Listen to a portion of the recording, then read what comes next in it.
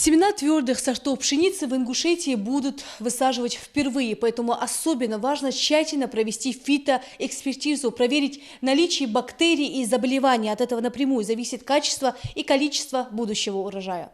Сажать можно и с болезнями, говорят специалисты. Правда, ожидаемого роста не будет, да и урожай может не прорасти. Чтобы на полях все вышло без разочарований, зерна проверяют под микроскопом. В испытательной лаборатории они проходят все этапы анализа. Мы проверяем массу тысяч семян, схожесть. До этого мы проверяли жизнеспособность, то есть, которые семена были свежеубранные, мы проверяли жизнеспособность.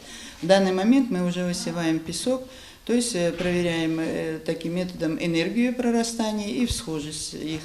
Значит, вот сегодня у нас срок подошел, снимаем схожесть, пшеница. Идут семена сейчас в данный момент элитные.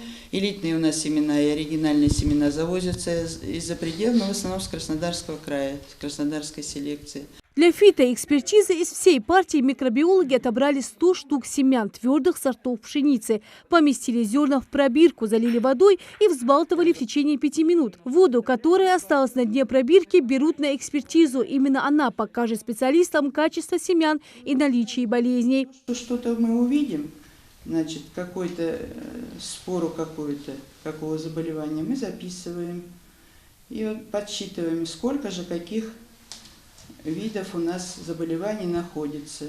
Зерна абсолютно здоровые, а значит и сажать можно смело. Элитные семена твердых сортов пшеницы высадят на площади 20 гектаров земли. Из этих сортов производят макаронные изделия и различные крупы. Семена относятся к группе элитных. Завезли из Краснодарского края в рамках договоренности Россельхозцентра Ингушетии. Демонстрационные опыты проводят не первый год. Это позволяет внедрять новые сорта культур и расширять возможности сельского хозяйства. Данный сорт хорош тем, что из твердых сортов пшеницы делают у нас макаронные изделия, пшеничные хлопья, пшеничные крупы разные.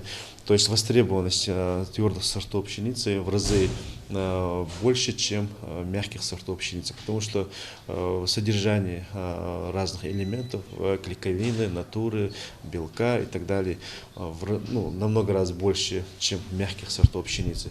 Поэтому мы решили в этом году провести этот опыт, но в дальнейшем, если опыт будет полезным, если именно этот сорт Адарии покажет себя хорошо, мы будем завозить семена на производственные цели, чтобы наши сельхозтоваропроизводители как можно больше сеяли именно твердые сорта пшеницы.